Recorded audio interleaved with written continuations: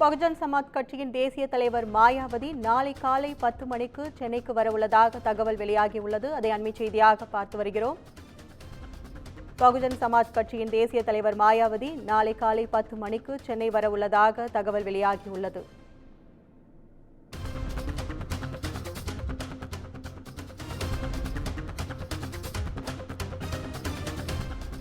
பகுஜன் சமாஜ் கட்சி மாநில தலைவர் ஆம்ஸ்ட்ராங் படுகொலை செய்யப்பட்டதைத் தொடர்ந்து பகுஜன் சமாஜ் கட்சியின் தேசிய தலைவர் மாயாவதி நாளை காலை 10 மணிக்கு சென்னைக்கு வர உள்ளதாக தகவல் வெளியாகியுள்ளது.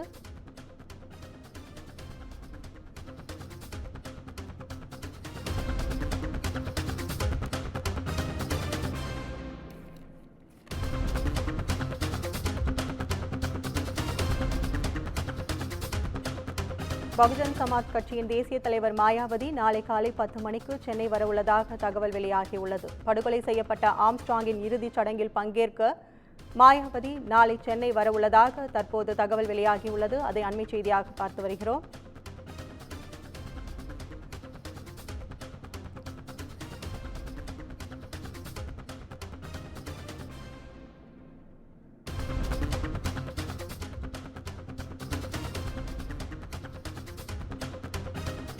பகுஜன் சமாஜ் கட்சியின் தேசிய தலைவர் மாயாவதி நாளை காலை 10 மணிக்கு சென்னைக்கு வர உள்ளதாக தகவல் வெளியாகியுள்ளது. படுகொலை செய்யப்பட்ட ஆம்ஸ்ட்ராங்கின் இறுதி சடங்கில் பங்கேற்க மாயாவதி நாளை சென்னை வர உள்ளதாக தகவல் வெளியாகியுள்ளது. இது குறித்த கூடுதல் விவரங்களை செய்தியாளர் சுப்பிரமணியன் வழங்க கேட்கலாம்.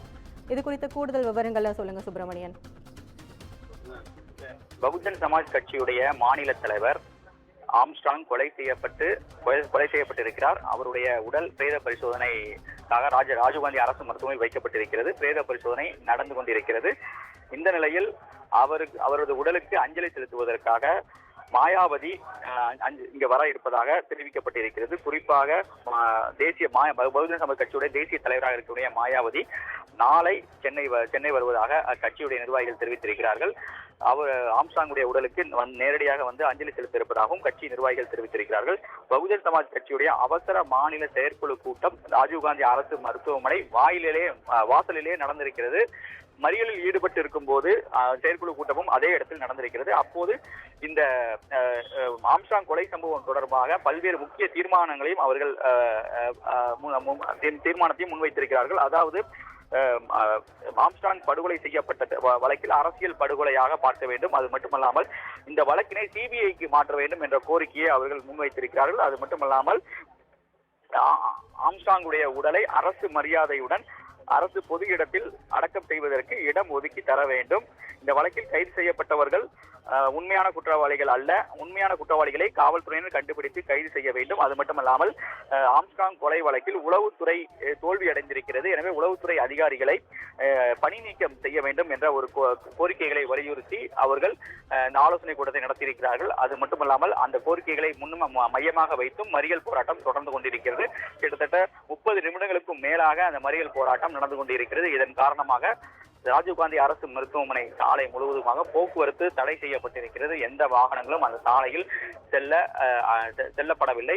இதனால் வாகன ஓட்டிகள் பெரும் அவதிக்குள்ளாகி இருக்கிறார்கள். அது மட்டுமல்லாமல் ராஜீவ்காந்தி அரசு மருத்துவமனைக்கு வரக்கூடிய பகுதி மட்டுமே, நோயாளிகள் செல்லக்கூடிய பகுதி மட்டுமே நுழைவாயில் திறந்திருக்கிறது. மற்ற அனைத்து நுழைவாயிலும் மூடப்பட்டிருக்கிறது. முன்னெச்சரிக்கை நடவடிக்கையாக போலீசார் இந்த நடவடிக்கைகளை மேற்கொண்டு வருகிறார்கள். அது மட்டுமல்லாமல் மறியல் போராட்டத்தில் ஈடுபட்டவரிடம் போலீசார் தொடர்ந்து பேச்சுவார்த்தை நடத்தி வருகிறார்கள்.